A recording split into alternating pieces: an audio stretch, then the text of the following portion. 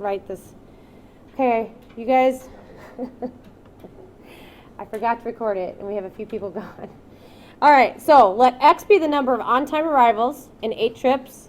Let P equal 0.75, and so by the binomial theorem, we have B of X equals 8, choose X, 0.75 to the X power, and 0.25 to the 8 minus X power. Let's make a chart. We all love charts in math. Okay, so we want to look at what it is for 0, 1, 2, 3, 4, 5, 6, 7, and 8. And the main goal of this, you guys, is they want us to graph this.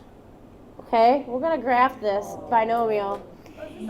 So what I'm going to do is I've already figured it out for you, and the hard part for you is that you need to copy it down, and you can check it later to see how it works out. Okay, so first of all, at 0, our 8 choose 0 is what? It's a 1. Yeah, it's a 1. If you think about Pascal's triangle, you could go to the 8th row and look at the numbers for your... So should we just do Pascal's triangle to the 8th row? Yep, you could do Pascal's triangle 8th row to get your coefficients.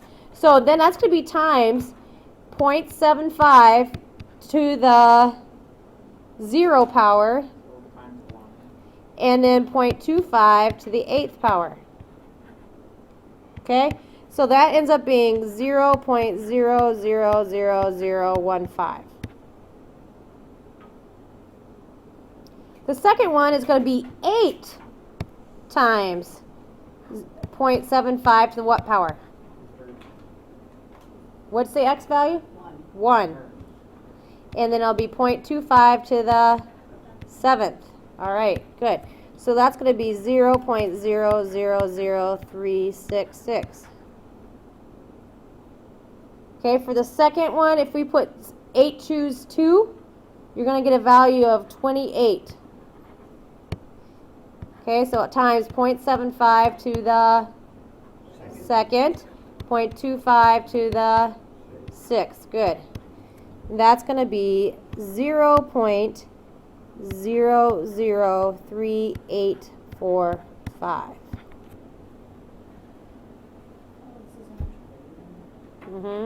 I know, it's a lot of writing, but it's okay. My handwriting looks good. Okay, so now if I do 8 choose 3, I would get a value of 56. So 0.75 to the 3rd, 0.25 to the 5th. Good. So that would be 0.023071. What do you notice so far about these probabilities? They're getting higher and higher, right? Yeah.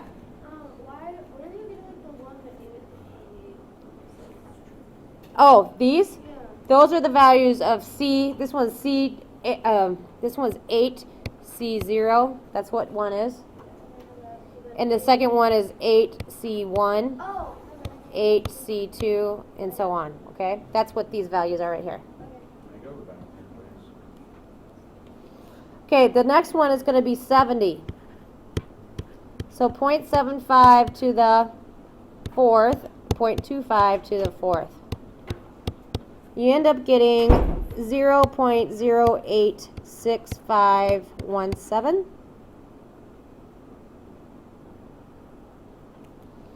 5, you're going to go back to 56. Notice it's going back down. Now, what do you think the coefficient is going to be for 6? 28. Good. How about 7? 8. And then, good. So now... 56 is 0. Is it the same with the numbers? I mean, yeah. It could be 0.02371. No, actually, because it's different. Oh, because the okay. Okay, so this will be 5 to the 5th power and 0.25 to the 3rd power. And then we end up with 0.208. Okay, and then it's actually 0.208. It jumps a lot. Okay, 0.75 to the 6th power, 0.25 to the 2nd. Now we got 0.31146, 2. And then this one's 0.75 to the 7th power, 0.25 to the 1st power. Good. 0.266968. Now notice that our maximum amount was at this point, right? 0.31. And now we're going back down again. And last but not least, it's 0.75 to the 8th power. Do I need to bother writing the 0.25 out? Because it's to the 0 power, right? So we have equal 0.100113.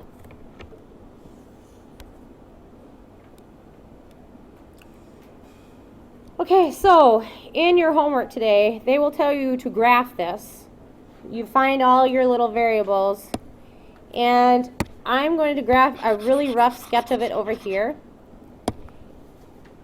It's not tremendously terrible, you guys, to do this. Actually, it's pretty easy, except you've got these little tiny numbers to graph. So instead of a scale of 1 to 10, you're probably going to do a scale of point something, okay? What's our highest number we go up to? 0.3. So we know that we're not going to want to go any higher than 0.4 on our scale, okay? So if I do that, I'm going to start off at 0.1, 0.2, 0.3, and 0.4. And we're looking at x's of 1, 2, 3, 4, 5, 6, 7. Almost run out of room. Is 8. Okay. So the very first ones are so small that you basically can't even see them. You can just bold your axis there. But 3, it bumps up a little bit. 3 goes up to 0.0038. So that's about a third of the way up to 0.1. It's a bar, yeah, it's a histogram. Okay, 4 goes up to 0.08, so that's a little bit higher up, but not quite all the way to 1.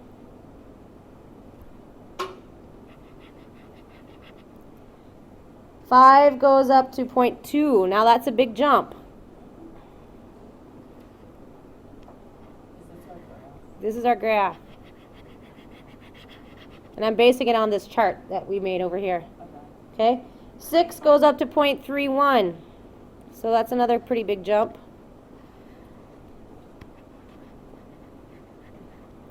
7 comes back down to 0.266. And 8 comes back down to about 0.1.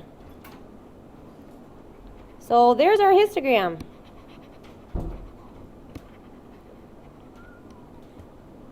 You guys, notice that it's kind of skewed. Which way? Yeah, if I were to draw this, it has kind of a tail right here. Do you guys happen to, why do you think it has that tail?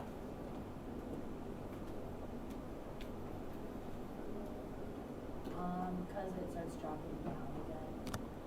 Yeah, well, that could be part of it. Yes. It's not a 50-50 chance.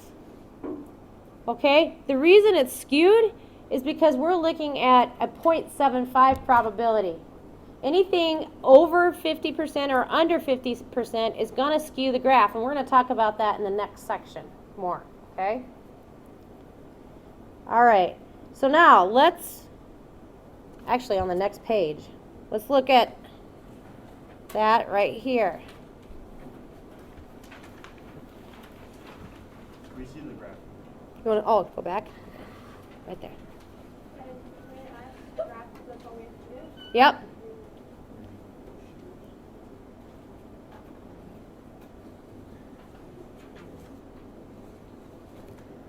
All right. So the graphs that we see right here, what if the probability of success changes? The probability itself changes.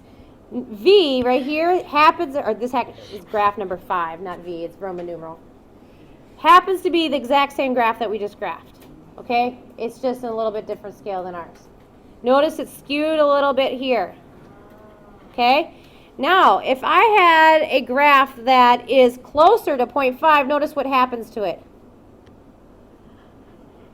It's still a little bit skewed, but notice that it kind of gets a little bit more centered.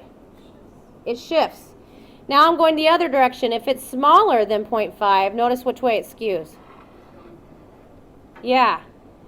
So it's going to shift. And this is the smallest probability to the right, right? And then this is to the left. Okay, so what you see here is if I have a 0.5, it would be totally centered. You wouldn't have a skew one way or another. If it's a smaller than 0.5, it'll be going towards the left more. If it's larger than 0.5, it'll be going towards the right more. You guys see that? Okay. The next thing that I want to show you, so that's an important point that you need to remember. Okay? Next thing I want to show you is what happens when the number of trials change to this graph. Okay? So if I were to graph, let P be 0.5 and graph the number of trials as 2, 6, and 10. I'm going to go ahead and graph those two for you. And it's like this.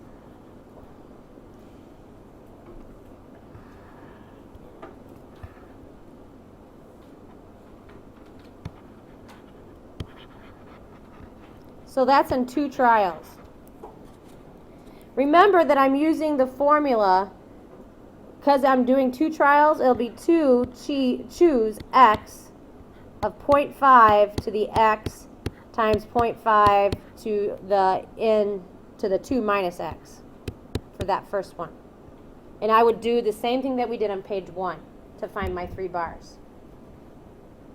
And that's how I found them. How would I set it up for 6 trials?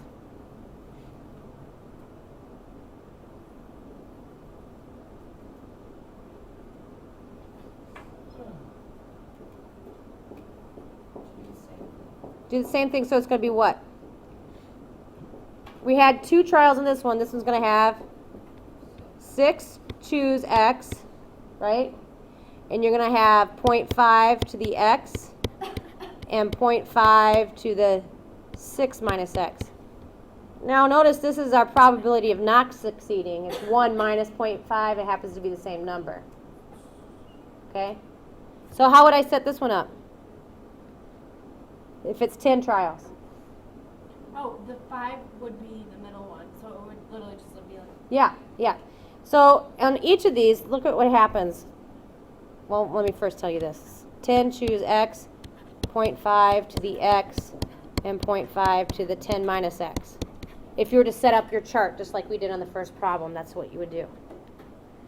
Okay, so let me show you what happens here. At 3, which happens to be the middle number in this case, you're going to have a little bit over 0.3. And then it's a little bit over for 2, and 1. And notice that both sides are exactly symmetric on a 0.5 probability. Okay, do it again. And 5 is our middle number on this one. We're going to go up a little bit past 0.2.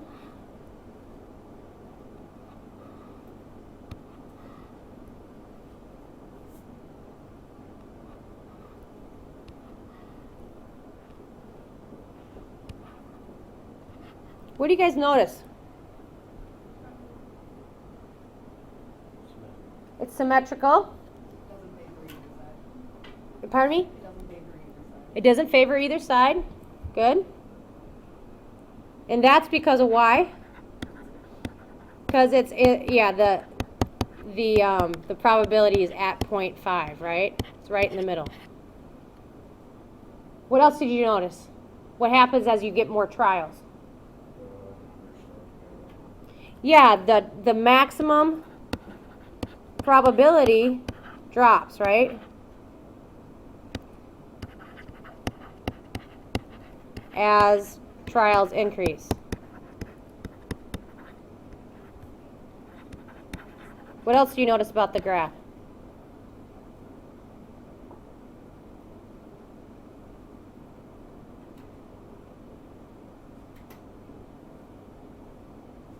Well, what I see is I think about it as it's like a weight, and it's a bubble.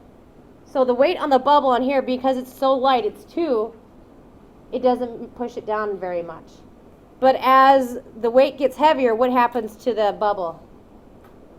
It flattens, right? It's getting shorter and shorter, and it flattens and spreads out. Okay? So the more trials you have, the more it flattens and spreads out. Okay? So maximum probability drops as trials increase, and distribution flattens and spreads out.